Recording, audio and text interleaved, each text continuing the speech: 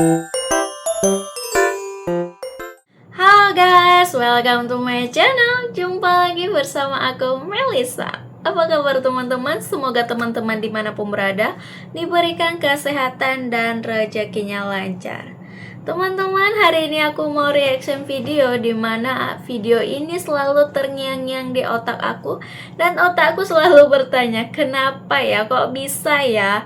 Dari mana mereka belajar hingga mereka selancar itu berbicara? Tahukah teman-teman apa itu? Ya, ini merupakan video di mana bahasa Indonesia menjadi bahasa tongkrongan untuk remaja-remaja di Afrika. Pasti teman-teman mikir, kok bisa ya? Ya sama, aku juga bertanya. Dalam otakku ini selalu bertanya, kok bisa? Ini merupakan hal fenomena yang paling langka loh teman-teman. Afrika yang bahasa asli mereka itu berbeda jauh dengan bahasa Indonesia. Kalau Afrika bahasa asli orang itu mungkin perpaduan dari bahasa Inggris atau bahasa Belanda gitu.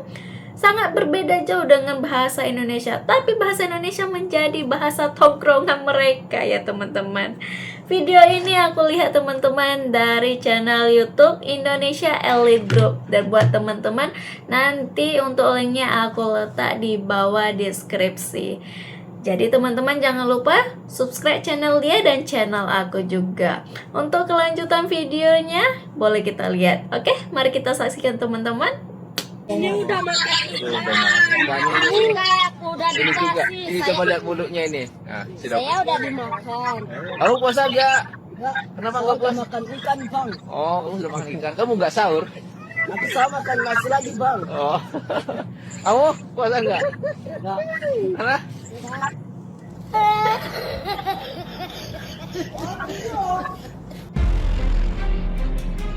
Di sejumlah wilayah di Afrika, telah terjadi fenomena yang cukup unik sekaligus membanggakan. Anak-anak di sana mulai fasih berbahasa Indonesia. Fenomena ini bukanlah sesuatu yang terjadi secara tiba-tiba, melainkan merupakan hasil dari interaksi panjang antara masyarakat Afrika dengan orang-orang Indonesia yang bekerja atau menjalankan misi kemanusiaan di benua tersebut. Banyak dari anak-anak Afrika tersebut mempelajari bahasa Indonesia dari para warga negara Indonesia yang tinggal dan bekerja di sana.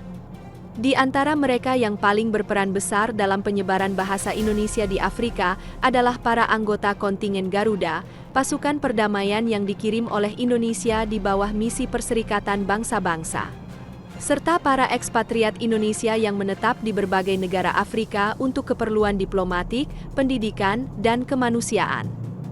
Para anggota kontingen Garuda, yang telah lama dikenal karena dedikasi dan sikap humanis mereka, telah menjalin hubungan yang sangat erat dengan masyarakat lokal. Tidak hanya menjalankan tugas keamanan dan perdamaian, mereka juga berbaur dengan masyarakat, memberikan bantuan sosial, bahkan mengajar anak-anak setempat berbagai keterampilan dasar, termasuk bahasa Indonesia. Anak-anak Afrika yang tumbuh di wilayah penempatan kontingen Garuda, banyak yang merasa dekat dengan para prajurit Indonesia. Sampai-sampai menganggap pasukan Garuda seperti kakak atau paman sendiri. Hubungan ini bukan sekadar hubungan formal antara pasukan penjaga perdamaian dan warga sipil, melainkan sudah menjadi hubungan emosional yang dalam, yang dilandasi rasa saling percaya dan kasih sayang. Kamu jual apa, Bro? Cabai, cabai 5.000. Cabai 5.000. Oh ya. Mana cabai Selamat 5.000? ulang tahun, semoga panjang umur, sehat selalu. Amin. Garuda nama saya Kasih. Kok tiba-tiba dia ngucapin selamat ulang tahun ya? Lancar pula tuh. Selamat dari Indonesia. Tiang. Indonesia luar biasa. Nama saya Lui. Nama saya Goito.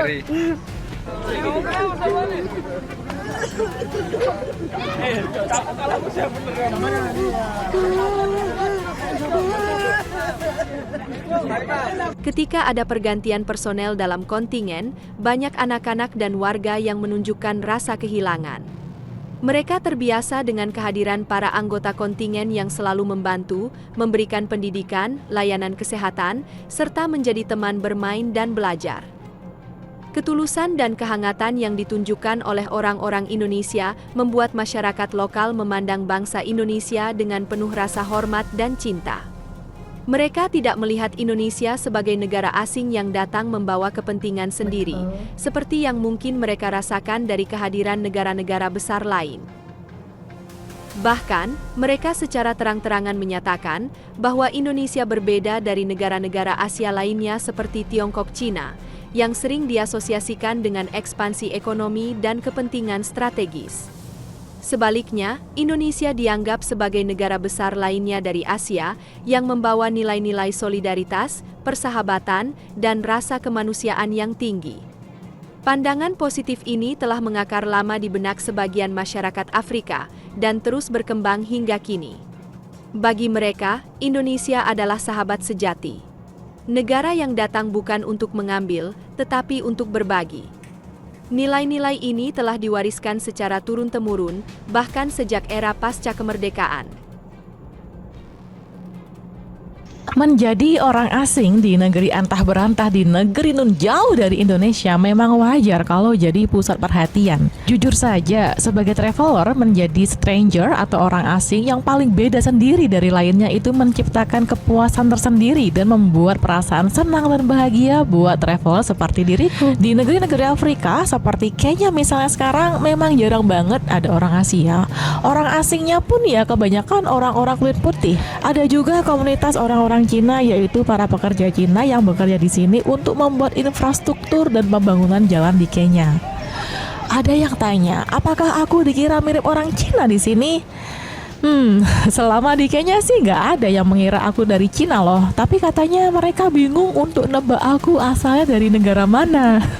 Katanya mirip Cina tapi kok nggak sipit. Terus kulitku kok nggak seputih kayak orang-orang Cina karena kulitku ini agak gosong. Ditambah kata mereka ini aku terlalu cakep buat orang Cina. Bahkan ada yang mengira kalau aku ini dari Eropa loh. Eropanya nyasar kali ya. Jadi kebanyakan orang-orang Afrika itu nggak bisa nebak aku dari mana. Terus kata orang-orang lokal yang aku temui katanya orang-orang Cina itu kurang menarik di mata mereka. Maaf ya, ini bukan aku loh yang bilang. Ini kata mereka orang-orang Afrika yang bilang ke aku. Bagi Afrika, orang-orang Asia dengan kulit coklat seperti orang Indonesia pada umumnya itu lebih menarik di mata orang-orang Afrika. Sedangkan cewek yang kulitnya putih, badan kurus, mata kecil itu nggak menarik buat orang-orang Afrika. Gak masuk standar kecantikan di benua Afrika. Sejarah mencatat bahwa hubungan antara Indonesia dan negara-negara Afrika telah terjalin erat sejak lama, bahkan sejak peristiwa Konferensi Asia Afrika di Bandung pada tahun 1955. KTT tersebut menjadi tonggak sejarah solidaritas antara bangsa-bangsa yang baru merdeka dan Indonesia menjadi salah satu pelopornya. Sejak saat itu, nama Indonesia sudah dikenal di berbagai penjuru Afrika sebagai bangsa yang memiliki kepedulian tinggi terhadap nasib bangsa lain yang sedang berjuang. Banyak warga Afrika yang tumbuh besar dengan cerita-cerita tentang Indonesia dari orang tua dan kakek nenek mereka. Cerita-cerita itu kini berlanjut melalui interaksi nyata dengan orang-orang Indonesia masa kini yang hadir di lingkungan mereka. Ketertarikan masyarakat Afrika terhadap Indonesia semakin meningkat seiring waktu.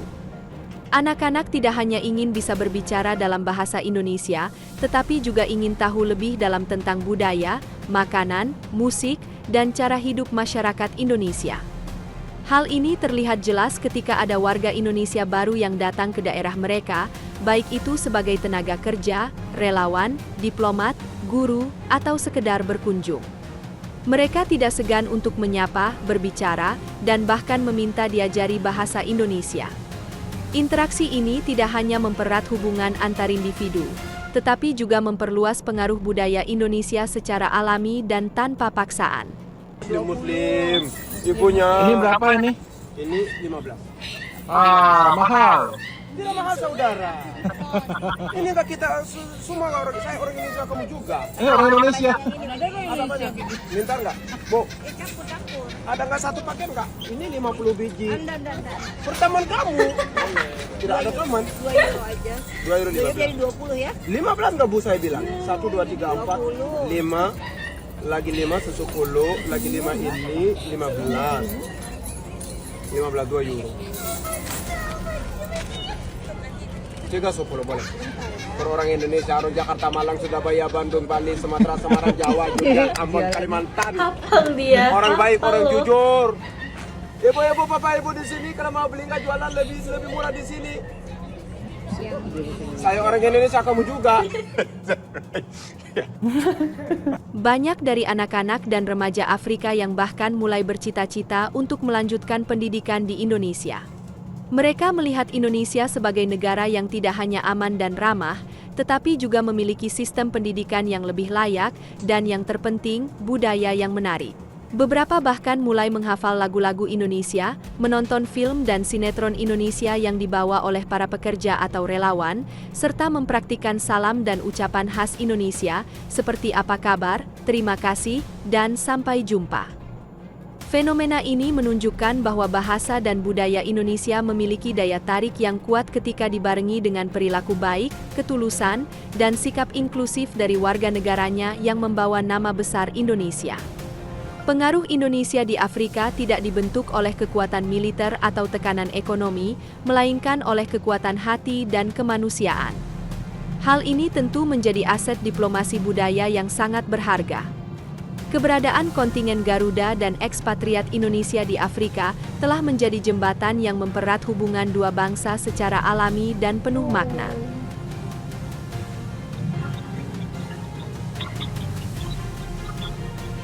Ada satu kegiatan di DIPA yang saya pikir itu manfaatnya sangat tinggi untuk belajar bahasa Indonesia.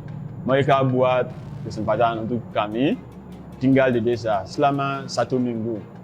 Di desa sana harus berbicara bahasa Indonesia. Ya sama ibu-ibu, bapak-bapak di desa Sindomulyo di Batu.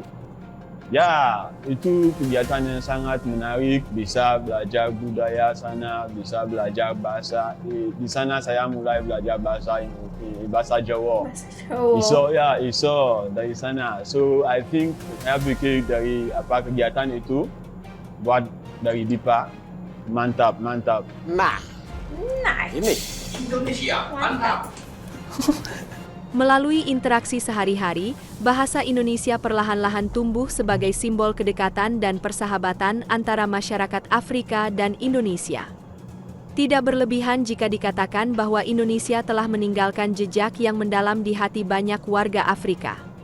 Dan ini bukan sekadar pencapaian diplomatik, melainkan sebuah kisah kemanusiaan yang tulus, yang seharusnya terus dijaga dan dilestarikan oleh generasi mendatang. Kamu kok bisa bahasa Indonesia? Iya. Belajar di mana? Di Redbest. Di Redbest. Iya. Siapa namamu? Alex. Alex. Iya. Umurmu berapa, Alex? 13. 13 tahun. Iya. Kamu sekolah ke tidak? Sekolah. Sekolah di mana? Sekolah Bangladesh. Teman-teman, kita udah lihat kan seperti apa bahasa Indonesia menjadi bahasa tongkrongan di Afrika. Ternyata di balik itu semua, mengapa orang Afrika pandai berbahasa Indonesia? Adanya dari pasukan Garuda atau perlindungan negara yang diterbangkan ke Afrika untuk melindungi negara. Di sanalah mereka pandai berbahasa Indonesia karena seperti kakak-kakak tentara atau abang-abang TNI di sana mengajari mereka. Dan bagusnya lagi, orang Afrika berniat hati untuk belajar tentang Indonesia, tentang budaya, bahasa, masakan, aktivitas, lagu, dan semuanya tentang Indonesia lah. Dan disitulah semakin mereka ingin mengetahui Indonesia, semakin giat mereka untuk belajar bahasa Indonesia. Karena kalau kita ingin mempelajari satu negara, pasti akan kita pelajari yang utama itu bahasa, supaya kita lebih enak berkomunikasi satu sama lain. Demikianlah reaction video aku hari ini. Dan buat teman-teman, aku minta maaf jika aku ada mengucapkan kata-kata yang salah atau tidak berkenan di hati teman-teman. Dan cara reaction aku tidak sesuai ekspektasi teman-teman. Dan buat teman-teman jangan lupa support channel aku ya dengan cara subscribe, like, dan share. Terima kasih sudah menonton. Bye-bye.